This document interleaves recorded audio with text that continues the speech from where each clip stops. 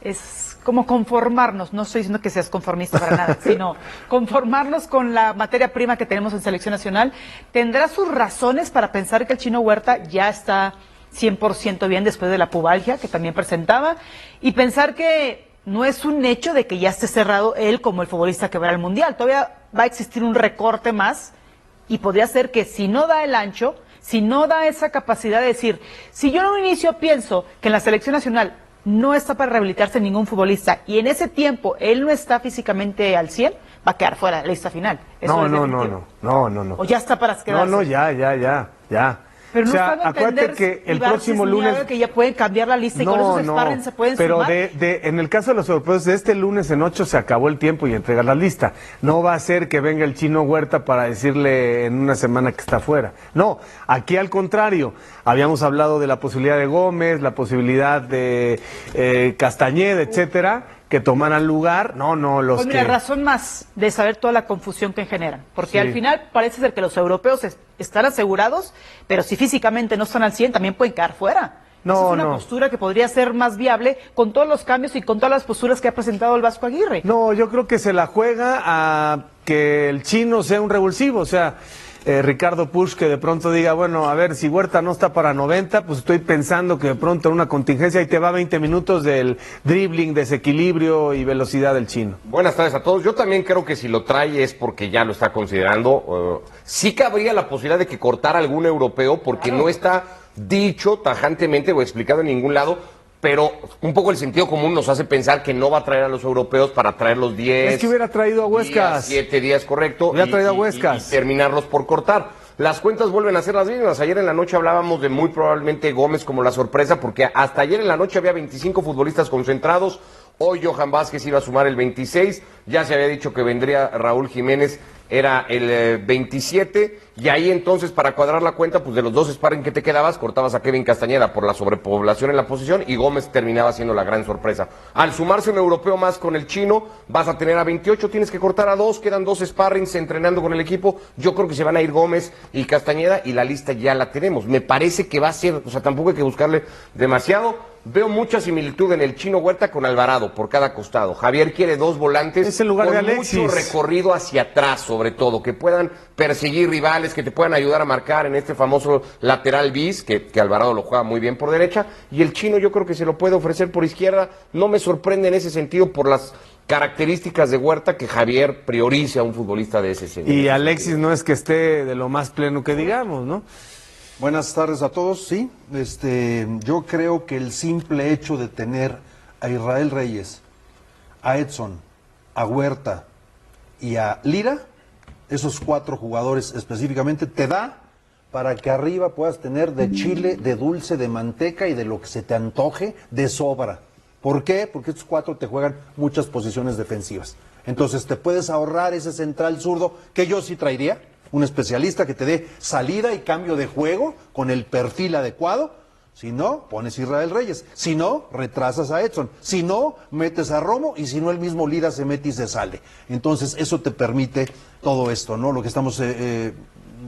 yo sí creo que se puede esperar. Yo sí creo que puede haber todavía sorpresas. Si estamos sorprendidos cada semana de quién bien vendría o quién no vendría o a quién quitaron, a quién pusieron, pues a mí no me sorprendería que incluso de última hora llamaran al central del Toluca zurdo, López, Everardo López, que juegue su partido de CONCACAF, que quede campeón y que lo llamen. Tampoco me sorprendería que de última hora llamaran a Angulo, jugador de Tigres, que tendría más experiencia en selección nacional, más posibilidades de jugar lateral central, más experiencia principalmente, ¿no? Entonces cualquiera de esos 3, o que se quedara Gómez. No me sorprendería nada, pero sí creo que hoy tener también desequilibrio arriba es importante. Está Vega, está Quiñones, que podría jugar por izquierda, ahí juega el Chino Huerta, más por izquierda que por derecha, y creo que Alvarado es el dueño de la posición por derecha. Yo creo que lo que puede terminar pasando como una gran sorpresa es que aquellos de la liguilla del fútbol mexicano, alguno que estamos dando por hecho, de pronto pudiera dejar su lugar. Porque a mí me queda muy claro que Aguirre se encargó con su gente de dar 2 mensajes. El primero fue para Charly Rodríguez, antes de empezar, antes de que se supiera, Charly Rodríguez ya tenía el no, así fuera figura en la final, que lo fue. Y en el caso, por ejemplo, de Huescas, también fue muy puntual, yo lo entiendo así, como para decir, los que estén en Europa, porque además empezó así con Obed en la MLS no, Obed en Europa sí. Mandó el mensaje de todos los europeos, salvo el que yo le diga anticipadamente que fue el caso de Huescas, los que sean incluidos, los que los llame para acá, los voy a considerar como viajeros. Pero claro, con Javier Aguirre no se puede saber, por ahí Marcel, por ahí Lainez, o sea, todo puede pasar todo. A partir de que suenen las 12 campanadas del día 31. Pero Javier ha ido dando, yo sí creo que Javier ha ido dando mensajes, o sea, la conferencia previa al partido en Puebla, cuando se refiere puntualmente al caso de Marcel, y él lo dice y le cambia incluso el semblante y dice, fue una llamada muy difícil, me tocó levantar el teléfono, hablar con él, darle la explicación. Está diciendo abiertamente que le dijo a Marcel, Marcel, no vas a venir. Nada más que yo sí creo que esa puerta cerrada. Son situaciones delicadas. No, yo también, pero te voy a decir una cosa. Hoy hay una entrevista de Hernán Cristante en Toluca, no sé por qué razón, es una voz que se escucha, diciendo Hernán Cristante, yo he visto a este y a este y a este y a este jugar con el ligamento cruzado así y jamás se volvieron a caer. Entonces, es otra vez, si Marcel Ruiz vuelve a jugar un partidazo, etcétera, siempre quedará este asunto de Marcel nunca cayó. Pero si ya hablaste con él y le explicaste, sería absurdo. Bueno, ahora sí, a Lainez también le explicó, pero yo creo que Javier le encanta. La declaración de Hernán Cristante no es por intereses propios, es decir, voy a pensar mal y a lo mejor puedo acertar. Cuando convocan a un futbolista de cierto club, ¿cuánto económicamente se lleva ese club? ¿Cuánto es una cuestión de decir si a mis activos que representan cierto escudo los tengo en selección nacional, tienen una plusvalía, valen más? Pero Cristante no trabaja en el Toluca. No, yo sé que no, pero es un interés personal. Eso en el sentido de pensar y hacer una suposición. Entonces, decir el tema de Marcel, que porque está lesionado y él ha visto varias opciones en el sentido de perfiles que han jugado con lesiones, incluso sin ligamento, ¿no es también un poco pensar en sus intereses y que puede ser parte de... pues voy a poner el nombre del Toluca en lo más alto? Mira. Eso puede ser un pensamiento de decir, por esas declaraciones, si Marcel no está físicamente al 100, y el Vasco Aguirre lo dijo en la declaración, en una rueda de prensa, como la puerta cerrada, yo voy más en el sentido como piensa Push, ya está cerrado lo de Marcel. Lo que sé es que fue una comisión de la Federación Mexicana de Fútbol de doctores, médica, con Toluca, y la decisión que se tomó fue esa. Entonces, en esa posición hoy está Fidalgo, hoy está Chávez, que ya regresó, Luis Chávez, está este chico, el chiquito de Tijuana, Gil Mora, está Gutiérrez de Chivas, tienes 4 para poner en esa posición. Entonces yo sí creo que está dando un poquito de margen, pensando en que lo que peor hacemos es atacar, porque creo que defendemos responsablemente bien. Entonces, con esos 4 que mencioné, buscar más posibilidades arriba de desequilibrio, de encarar, de llegar por fuera, de llegar por dentro, de disparar al arco, de tener posibilidades. Por eso lo del memote, y que es un recurso, el sacrificio hacia atrás. También que lo tienen todos. El chino lo cumple muy bien. Todos lo tienen. Pero lo tiene más el chino. El recorrido es mucho más largo del chino que de Marcel. Yo por eso creo volviendo al ejemplo de lo que pasó en Inglaterra con Tuchel, yo creo que ya las dudas de los entrenadores a estas alturas no son de nombres, son de perfiles. No se trata de si llamo a Marcel o llamo a César. No, es ¿qué estoy buscando? Yo necesito un futbolista que me juegue tal posición, que tenga un recorrido más largo, que me ayude a defender, que puede ir por banda, tal. Marcel es mucho más un interior, no va por dentro. Ya tengo ese perfil cubierto con 2 o 3 que ya elegí. Yo creo que una o las 2 dudas que le puedan quedar a Javier tiene que ver con qué perfil de futbolista. ¿Quiero el perfil de un central por izquierda, zurdo, o lo puedo cubrir bajando a Edson, tal? Y entonces, ¿cuántos minutos puede jugar ese perfil? Claro, no solamente es eso, es la calidad entre uno y otro. Hace 3 meses hablábamos Marcel Ruiz, titular de la Selección Mexicana de Fútbol. Bueno, no solamente es eso, es ¿qué tanta diferencia puede haber entre unos y otros? Porque no es solamente, ya tiene a Brian y a este. No, está muy bien. Pero ¿qué momento hay entre Elvira y Edson? También lo decíamos, Javier. No, estoy de acuerdo. El futbolístico de estos futbolistas tampoco es Estoy de acuerdo. Lo único que estoy diciendo es eso, no va a pasar nada si eso que cuenta Ricardo, de que la Comisión Médica de la Selección va con la Comisión Médica del Toluca y dice, gracias, nuestro dictamen es que hay mucho riesgo. Está muy bien, puede ser que tengan razón, pero puede ser que Marcel, de aquí en adelante, jamás vuelva a tener un problema. Claro. Y entonces entonces quedará este asunto de decir, bueno, yo sé que en temas médicos es bien complicado, te dan un diagnóstico, te dan un remedio, te dan un tratamiento y puede pasar otra cosa, ¿no?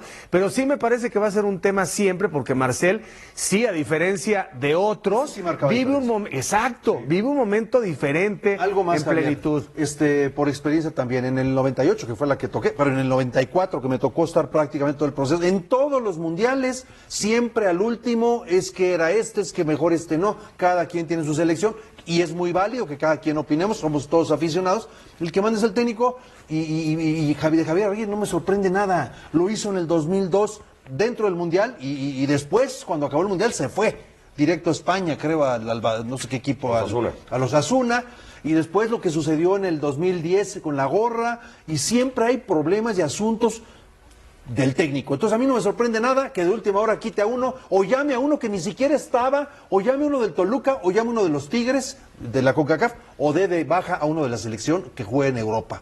Yo sé que no te sorprende. El asunto es que como la calidad no es tan evidente de los futbolistas, no hay, como dice Ricardo, no es tan una diferencia entre una posición de titular y el suplente, entonces es irrelevante, termina siendo irrelevante qué nombre vas a llevar. Pero si hay diferencias, deciré. Sí, pero lo dijimos, en los minutos. El Chino Huerta, ¿cuántos minutos estaría disponible para jugar y ser un revulsivo? Siempre y cuando cambie el plan de juego y las circunstancias del partido que estén jugando. Entonces, también depende mucho de que nos vamos totalmente a lo que piensa el entrenador, pero cuando la calidad es mínima entre cada uno de ellos, es decir, posición por posición, no interesa si va el Chino Huerta, si se va Marcel, porque es muy poquita la diferencia en calidad. En una posición no. En una posición. En una posición, que es la de central por izquierda, ahí sí importa el perfil. Por supuesto, ahí porque, sí es... porque lo principal es defender. Puedes poner dos derechos, estoy de acuerdo. Jamás vas a ver dos zurdos, jamás vas a ver dos zurdos, pero sí vas a ver dos o hasta tres, línea de tres, ¿no? Derechos, y no hay problema. Pero si te encaran, sí hay problema, porque tu perfil es uno para aventarlo hacia la banda y no para aventarlo hacia la portería, donde te puede sacar el disparo. Ese es un tema muy importante, me parece que es la única posición. Y luego en la salida, levantar la cabeza y meter un cambio de juego de zurda, y no es lo mismo que voltearte de derecha y que la pelota se tome otro efecto. En esa posición sí afecta, me parece, y tendría que llamar a un zurdo natural en esa posición, porque tenemos muy buenos jugadores ahí. Claro. Pero ya eso ya no lo hizo, o ya no lo va a hacer. Bueno, puede llamar a Berardo, puede llamar a López, este chico de Toluca, que se quede Gómez, el de Tijuana, o que venga el de Tigres. Angulo, el Stitch. El Stitch. Bueno, está muy interesante porque todo el mundo tiene un último digamos, muy dramático seleccionado en la cabeza y bueno, tú lo sabes, ¿no? No lo vamos a contar. O sea, ¿cuánta gente se ha preparado para este momento? A lo mejor 20, 25 años. Y esto de que sí, que no, etcétera, pues te cambia la vida, ¿no? O sea, trabajaste para un mundial, fuiste a la concentración, luego ya no, y se pensaba que sí. O sea, Charly Rodríguez ahorita qué debe estar pensando, ¿no? Después de la fase final que hizo, ¿no?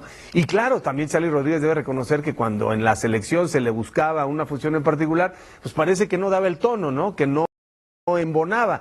Pero bueno, ¿qué clase de jugadores en otros contextos, no? Por ejemplo, sí. el mismo Vega. Hay jugadores de selección y jugadores de equipo totalmente. Alexis Vega es un jugadorazo. La responsabilidad no la terminan por asumir y por trasladar en eficacia. Varios, ¿no? Podemos mencionar. Pero bueno, el Chino Huerta, ahí sí me parecería hasta patético que no hubiera, antes de que lo llames, alguien que yo hubiera checado, ya jugó. Entonces ya con eso... No vayan a salir con que ya llegó una semana. La recuperación la hizo en el centro de alto rendimiento. Está bien, muy cercano a Pesaña. Entonces todo el cuerpo médico ya saben que te da 20 minutos. Ahí, ya saben que te da media hora. Lo que sí me gustaría es que Ricardo, específicamente Push, que sabe mucho del tema, porque le dimos seguimiento a este equipo, al Fenerbahce, lo de Edson también es preocupante, tocayo. Y lo sabemos perfectamente. ¿Cuántos partidos jugó? No, muy poquito. Jugó apenas... No llegó ni a los 100 minutos en el año calendario este año porque había regresado de la lesión, lo pusieron, tuvo una recaída, tuvo un problema, se enfrentó con la afición del Fenerbahce, se peleó, lo separaron del club, ahí se anunció que ya no seguiría y le dijeron, qué bueno que estés recuperado, ya no vas a volver a jugar. Edson ha jugado muy poco, pero ya lo probó el otro día en Puebla, ¿no? Por eso era tan importante darle minutos a Edson. Al final hablas del capitán de esta selección, iba a ser difícil. Quiero pensar que Javier y su cuerpo técnico han hecho un seguimiento muy puntual de todos estos futbolistas, ¿no? Que estuvieron muy cercanos a Edson, que estuvieron muy cercanos al Chino, que estuvieron muy cercanos a Luis Chávez, que también hizo buena parte de la recuperación en México, y que saben ya en cómo están físicamente y cómo están en cuanto a la lesión para poder estar echando manos. ¿Cómo está Montes, que también tuvo una lesión no tan grave recientemente? Correcto. Porque esas dos posiciones ya están otorgadas casi por todo mundo, ¿no? La de Johan con Montes. Pero ahí puedes meter a Romo, puedes meter a Edson, puedes meter a Lira, puedes meter a Israel Reyes, puedes hacer muchas cosas, ¿no? A ver, los que están turbo, por llamarle de alguna manera, son Gallardo, Sí. Johan, Reyes, Sí. Lira, esos están Sí. turbo, Sí. ¿no? Vamos a meter en esa ¿El Piojo categoría puede ser? a Raúl. Yo no creo que el Piojo esté turbo, ni bueno. Alexis Vega, o sea, en su Turbo. mejor momento. Ah, ok, No, ok. no, Gallardo está en su mejor momento. Johan está en un gran Sí. momento. Lira en su carrera está Montes en yo un lo momento muy pondría. bueno. Reyes también. Bueno, Montes, salvo esto que estás diciendo tú, Ok, ¿no? está bien. Raúl, bueno, vamos a meterlo en ese nivel.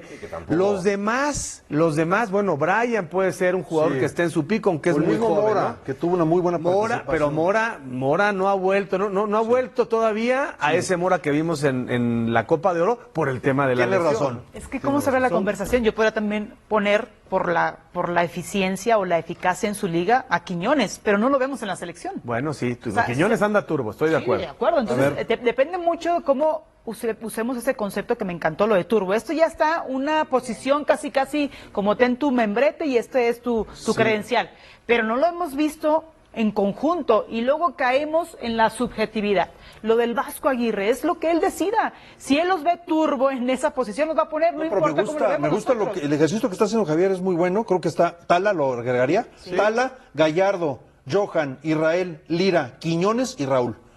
2, 4, 6, 7 jugadores que es muy probable que sean titulares en el primer partido, Tocayo. Sí. Turbo. ¿Brian Gutiérrez Sí. no lo pondrías? Sí. Podría ser. Sí. Brian Gutiérrez. Ahora, lo que pasa 8. es que siempre ha habido, entre Edson y Lira, ha habido mucha conversación recientemente Sí. que porque Lira ya está mejor, etcétera, pero hay un factor que Edson maneja que es temple, carácter, experiencia.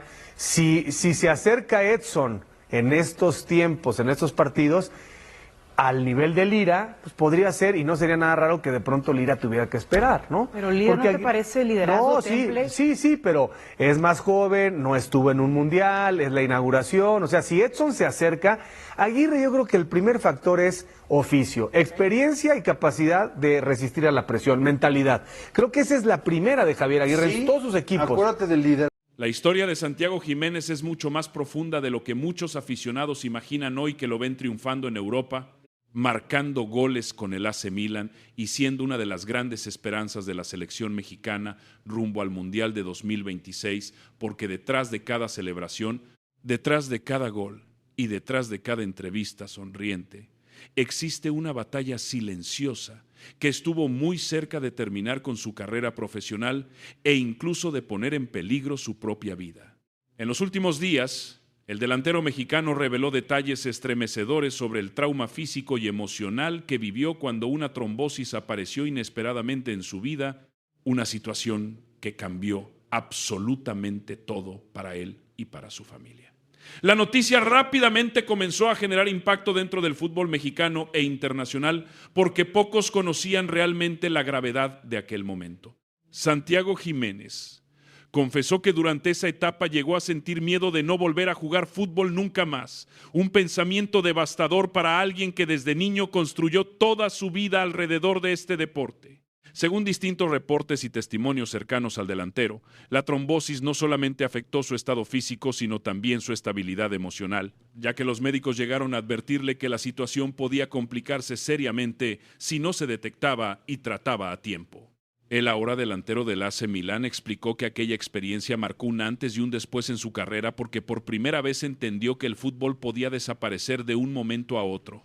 Y es que hasta ese instante Santi vivía completamente enfocado en competir, entrenar y crecer profesionalmente, sin imaginar que una situación médica inesperada podía poner en pausa todos sus sueños. Lo más fuerte de toda esta historia es que el delantero mexicano tuvo que enfrentarse al miedo, la incertidumbre y la ansiedad mientras veía cómo su futuro deportivo quedaba completamente en duda. Todo ocurrió durante una etapa donde su carrera apenas comenzaba a despegar y donde las expectativas alrededor de él crecían cada vez más. Santiago Jiménez venía consolidándose como una de las grandes joyas de Cruz Azul y ya comenzaba a despertar interés internacional gracias a sus actuaciones en la Liga MX y con la selección mexicana. Sin embargo, aquella trombosis apareció inesperadamente y obligó a detener absolutamente todo. Diversas fuentes cercanas al entorno del jugador explicaron que el problema médico fue mucho más delicado de lo que inicialmente se hizo público y que incluso existió preocupación real por las consecuencias que podía dejar a largo plazo. Santiago relató que hubo momentos donde la incertidumbre mental fue más complicada que el propio dolor físico. El delantero confesó que pasar de entrenar diariamente y sentirse fuerte a escuchar palabras como riesgo, complicación o reposo absoluto generó un impacto emocional enorme en su vida. Además, explicó que durante varios días prácticamente no podía pensar en otra cosa que no fuera la posibilidad de perder el fútbol. Esa situación lo llevó incluso a replantearse muchas cosas sobre su vida personal y profesional. Fue ahí donde el apoyo de su familia se volvió fundamental, especialmente el respaldo de sus padres y de las personas más cercanas a él. El famoso Chaco Jiménez jugó un papel importantísimo en ese proceso porque entendía perfectamente la presión emocional que estaba atravesando su hijo. No era solamente un problema médico. Era también un golpe psicológico para un joven que soñaba con conquistar Europa y consolidarse como figura internacional. De hecho, el propio Santiago reconoció que durante aquella etapa comenzó a valorar muchísimo más la vida fuera del fútbol. Entendió que la salud está por encima de cualquier campeonato, de cualquier gol y de cualquier contrato millonario. Esa reflexión terminó transformando profundamente su mentalidad y hoy muchos consideran que precisamente esa madurez emocional es una de las claves que explican el crecimiento impresionante que ha tenido en los últimos años. Porque después de superar aquel trauma, Santiago Jiménez no solamente regresó al fútbol profesional, sino que además elevó enormemente su nivel competitivo. Pasó de ser una promesa interesante de Cruz Azul a convertirse en uno de los delanteros mexicanos más importantes de la actualidad. Su evolución en Feyenoord fue impresionante y terminó consolidándose como un goleador letal en Europa. Posteriormente dio el salto al AC Milán, uno de los clubes más históricos del fútbol mundial, demostrando que aquel momento oscuro no logró destruir sus sueños, sino fortalecerlos aún más. Sin embargo, el camino no fue sencillo. Después de superar la trombosis, Santiago todavía tuvo que enfrentar nuevas lesiones, periodos de inactividad y momentos complicados en su carrera. En distintas etapas volvió a sentir miedo de perder continuidad o de no recuperar su mejor versión física. Por ejemplo, recientemente el delantero sufrió problemas físicos importantes que lo alejaron de las canchas durante varios meses, generando preocupación incluso rumbo al Mundial de 2026. A pesar de todo eso, Santi logró regresar nuevamente y demostrar que mentalmente es mucho más fuerte de lo que muchos imaginaban. Esa capacidad para levantarse después de cada golpe es precisamente una de las razones por las cuales hoy tantos aficionados mexicanos se sienten identificados con él. Porque Santiago Jiménez representa mucho más que goles, representa resiliencia, perseverancia y fortaleza emocional. También resulta interesante cómo esta experiencia cambió la relación de Santi con la presión mediática. En sus primeros años como profesional, muchas veces fue criticado por fallar oportunidades de gol o por no consolidarse rápidamente en selección mexicana. Incluso hubo enorme controversia cuando quedó fuera de la lista final de México para el Mundial de Qatar 2022, una decisión que generó muchísima polémica, porque muchos aficionados consideraban que merecía estar en la convocatoria. Es .wikipedia.org. Para cualquier futbolista joven, vivir ese tipo de críticas mediáticas puede resultar devastador, pero Santiago ya venía fortalecido mentalmente después de todo lo que había atravesado con su problema de salud. Haber sentido miedo de perder el fútbol para siempre le permitió posteriormente relativizar muchas otras situaciones complicadas dentro de su carrera deportiva. Hoy el delantero mexicano parece tener una mentalidad muchísimo más madura y equilibrada. Ya no se derrumba tan fácilmente ante las críticas ni se obsesiona con demostrarle algo a los demás. En varias entrevistas recientes ha explicado que ahora disfruta muchísimo más el fútbol porque entiende perfectamente lo rápido que todo puede cambiar. Esa madurez emocional también se refleja dentro del terreno de juego, donde actualmente luce como un futbolista mucho más seguro, inteligente y completo. Su crecimiento táctico y mental en Europa ha sido enorme. En Feyenoord logró romper récords históricos de goleo y se convirtió en uno de los delanteros más importantes de la Eredivisie. Posteriormente, su llegada al AC Milan confirmó definitivamente que Europa ya lo considera un atacante de élite. Es .wikipedia.org. Pero detrás de todo ese éxito existe una historia humana muy fuerte que muchos aficionados apenas comienzan a conocer. Lo impresionante es pensar que todo eso pudo no haber ocurrido jamás. La trombosis estuvo muy cerca de cambiar completamente el destino de Santiago Jiménez. Él mismo confesó que hubo momentos donde sintió auténtico terror porque desconocía qué podía pasar con su cuerpo y con su futuro profesional. Para cualquier atleta de alto rendimiento, escuchar que existe un problema relacionado con la circulación o con riesgos médicos importantes representa una pesadilla absoluta. Y más aún cuando apenas estás comenzando a construir tu carrera profesional. Por eso la historia de Santi hoy genera tanta admiración dentro y fuera de México, porque logró superar un escenario extremadamente complicado tanto física como emocionalmente. Incluso algunas personas cercanas al delantero aseguran que aquella experiencia fortaleció muchísimo su espiritualidad y su forma de ver la vida. Santiago siempre ha hablado abiertamente sobre la importancia de su fe y sobre cómo encontró tranquilidad emocional durante los momentos más difíciles de su recuperación. Esa combinación entre fortaleza mental, apoyo familiar y disciplina profesional terminó siendo determinante para que pudiera regresar más fuerte que nunca. Hoy, cuando los aficionados lo ven triunfar en Italia o liderar el ataque de la selección mexicana, pocos imaginan todo lo que tuvo que superar para llegar hasta ahí. Y quizás, precisamente por eso Santiago Jiménez conecta tanto con la gente. Porque su historia transmite autenticidad, lucha y humanidad. No es solamente un futbolista talentoso, es alguien que enfrentó miedo real, incertidumbre real y la posibilidad auténtica de perder aquello que más amaba en la vida. En el entorno del fútbol mexicano, muchos consideran que estas experiencias terminaron moldeando al delantero que vemos actualmente. Un jugador más maduro, más fuerte mentalmente y muchísimo más preparado para soportar la presión de jugar en clubes históricos y representar a todo un país. Además, el hecho de haber vivido momentos tan delicados parece haber fortalecido enormemente su carácter competitivo. Cada vez que marca un gol, cada vez que celebra con intensidad o cada vez que habla sobre su carrera, se percibe en él una enorme gratitud por seguir haciendo lo que ama. Esa actitud también ha provocado que muchísimos aficionados mexicanos lo consideren hoy uno de los grandes referentes de la nueva generación. Porque más allá de los goles, Santiago Jiménez transmite valores de esfuerzo, perseverancia y superación personal. Y en un fútbol donde muchas veces solamente se habla de contratos, polémicas o estadísticas, historias como la de Santi terminan conectando muchísimo con la gente, especialmente porque demuestran que detrás de los futbolistas existen seres humanos que también sienten miedo, ansiedad y dudas sobre el futuro. Ahora, rumbo al Mundial de 2026, Santiago Jiménez aparece como una de las piezas más importantes para la selección mexicana. La expectativa alrededor de él es enorme porque muchos aficionados consideran que está llamado a convertirse en el gran líder ofensivo del Tri durante los próximos años. Y pensar que hace tiempo estuvo tan cerca de perderlo, todo vuelve todavía más impactante su presente actual. La historia de Santiago Jiménez es la prueba de que incluso los momentos más oscuros pueden transformarse en motivación para crecer y superarse.